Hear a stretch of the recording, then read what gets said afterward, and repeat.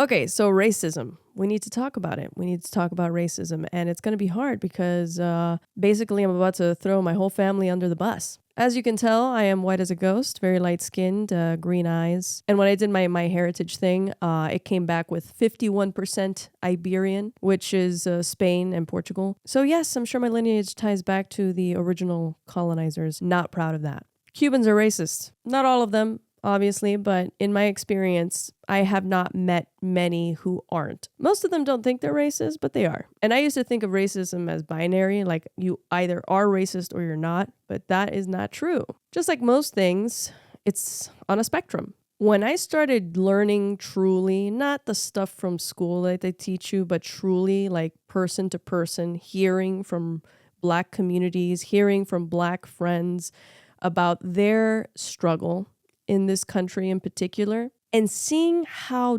damaging racism really is. So not just logically understanding it, but knowing it emotionally and morally. I started to see that spectrum a little more clearly. And we're all raised to know that racism is bad, sure. But repeating a phrase doesn't mean you actually believe it. You may not even know what your core beliefs really are because you've never really thought about it too much, because it's never impacted your life, at least that you know of. Our true beliefs are buried under a lot of stuff. That's why this is a self-awareness journey, right? And that's a journey that never ends. I've realized that I've always been on the very low end of that spectrum, but many people I love and care about are somewhere around like the more moderate range, not committing acts of violence, but holding deep, harmful beliefs, especially about Black people. Now, I have found that the most racists of my own relatives have absorbed these racist beliefs without really questioning them because they stem from their own traumatic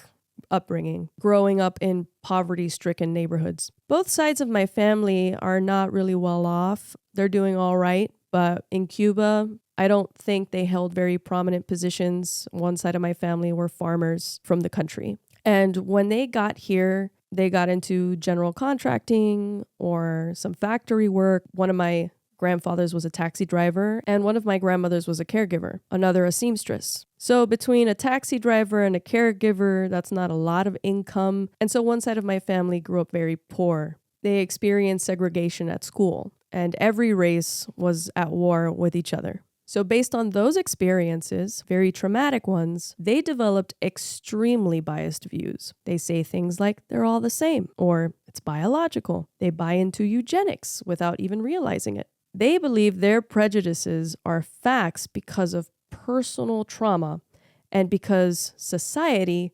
reinforced it. It's true that low-income neighborhoods have higher crime rates. That's a fact. But if you stop there, you've missed the point. Because that fact has nothing to do with race. It has everything to do with families for generations being stuck in poverty, very low on the privilege totem pole, and with how society keeps certain groups at the bottom while helping others stay on the top. And what I want from this video is not for you to feel defensive if you're white. I want you to go deeper. If you're white, I highly recommend the book White Women by Syra Rao and Regina Jackson. Listen to the audiobook if you can, because you can really feel the frustration in their voices. The authors narrate the book. And you'll understand why it's so important for people like me and you to speak up. Silence is also part of racism, a big part. Growing up, we were the type of family that drove through these neighborhoods that were predominantly Black and lock our doors. Even the N-word got thrown around. And then I hear the same people say they're not racist. The same people say that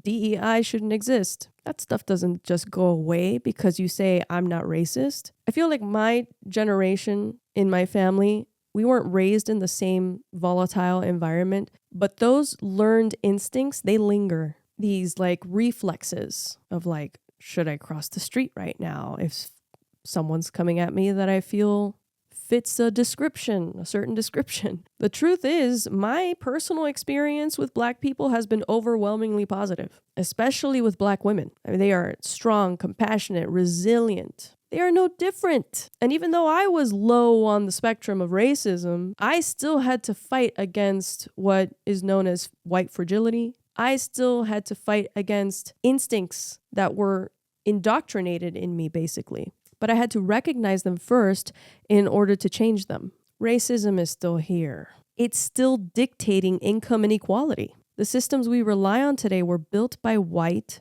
rich men, as I've been complaining about this entire time. But that's why they don't work anymore, because systems evolve slower than we do as people. So the systems that they built for them, it doesn't work for us. And now I think we're realizing it more than ever because we are just going so fast into innovation and progress in general. So these systems are built to uphold outdated, dangerous ideology. And until we scrub that ideology clean, nothing will truly change. But that starts with ourselves. So even if you think you're not racist, ask yourself, have you ever prefaced something by saying, my black doctor? That's bias, that's racism. I still have to catch myself today to not put like woman or female in front of like things like profession. That's misogyny. Remember who built these systems. White rich men. What's the opposite of that? Poor, marginalized, working class people. People like us. And if you can so easily forget the humanity of someone in your own class, in your own neighborhood, even in your own family, imagine how easy it is for the top to forget about your own. Imagine how the people at the top see you. You are not their priority. You are their labor. You are a commodity. And the only way they will ever care about you is if they are made to care. And that is a fact that we can see throughout history. But they've trained us to believe that everyone else is the enemy. They've trained us to compete amongst ourselves instead of fighting against them. So yeah, you might be selfish. I am too. That's how we were raised. But now it's time to unlearn that. We need to fix the system from the ground up, not just for others, but for ourselves, for our futures, for our kids. Even if I think you are a terrible person, I still recognize we are on the same side. We are being played by the same people. There is no trickle down. Money doesn't fall from trees, right?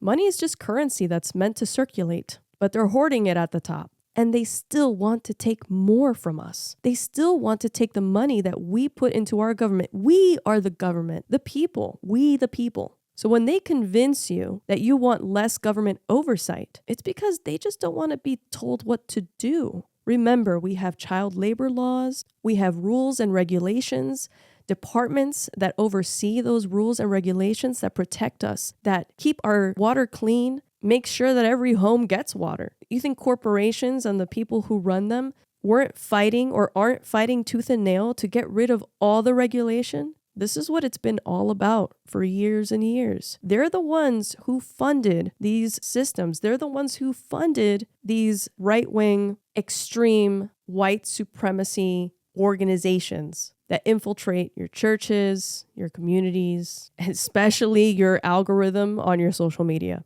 The people doing the work, the building, the farming, the caregiving, Uber driving, paper pushing, they're not stealing it from you. It's the rich, and it always has been.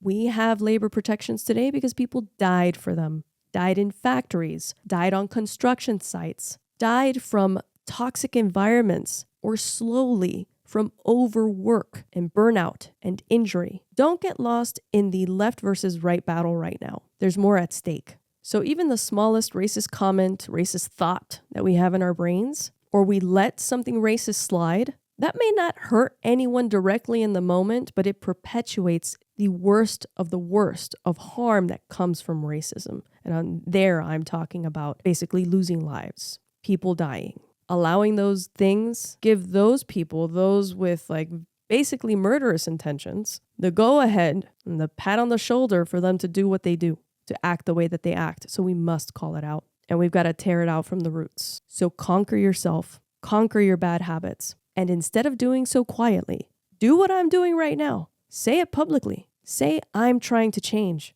because that spreads like wildfire. And if we can face our shame, we can build a healthier, wealthier, more equitable future for not just you, but for all of us together.